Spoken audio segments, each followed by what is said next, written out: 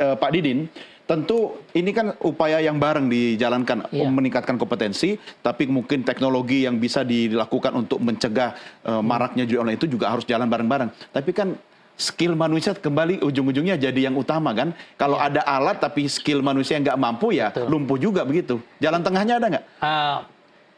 Sebenarnya ada, bukan jalan tengah sebenarnya. Ada satu khusus untuk yang pertumbuhan situs-situs di pemerintahan maupun di pendidikan tadi itu ya. Itu masalahnya selama ini memang belum pernah ada lesson learn gitu. Jadi saya setuju dengan pendapat Prof. Teddy tadi bahwa yang dibutuhkan sekarang itu adalah tindakan nyata yang tegas gitu.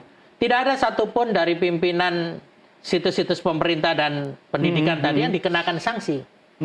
Meskipun sebenarnya 10 tahun terakhir ini teman-teman di komunitas itu tidak henti-hentinya memberikan edukasi, memberikan peringatan, ya, memberitahukan bahwa ini loh di situs kamu ada. Jadi yang terjadi itu adalah pengabaian secara massal karena tidak adanya strong leadership ya. Jadi yang tapi tidak ada aturan yang bisa menghukum orang abai di sini. Ada, Pak. Apa dasarnya apa? Banyak sekali. Yang undang-undang kita yang tentang berkaitan dengan cybercrime, undang-undang ITE misalkan.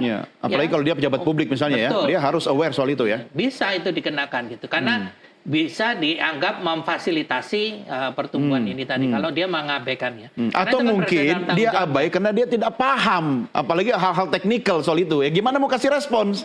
Itu tidak bisa, ketidakpahaman itu tidak bisa dijadikan sebagai faktor pemaaf gitu ya.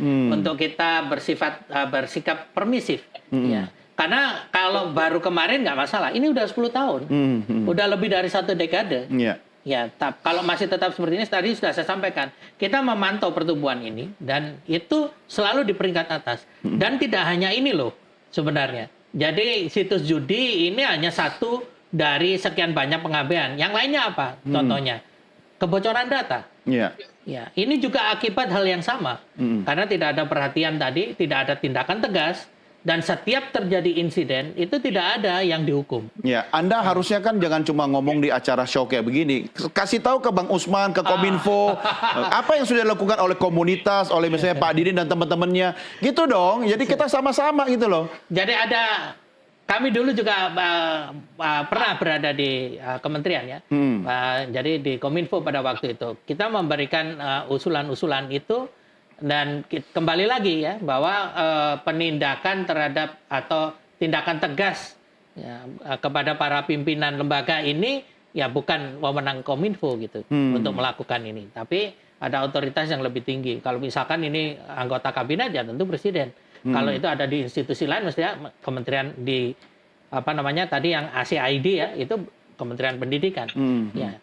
Jadi seperti itu memang. Jadi siapakah sektor pembina di GoID dan di ACID ini yang harus bersikap, harus bertindak tegas. Harusnya mulai dari kemarin-kemarin gitu ya. Kalau kemarin-kemarin belum dilakukan, harusnya sekarang. Ini harus ditunjukkan secara secara demonstratif gitu ya kepada masyarakat untuk bisa menjadi peringatan bagi kita semua. Iya, karena itu yang membuat masyarakat itu percaya apa tidak kan? Karena kalau kita ngomong hanya yang diblokir aja, itu yang menerima akibat cuma masyarakat. Karena salah blokir itu juga banyak terjadi. Gitu.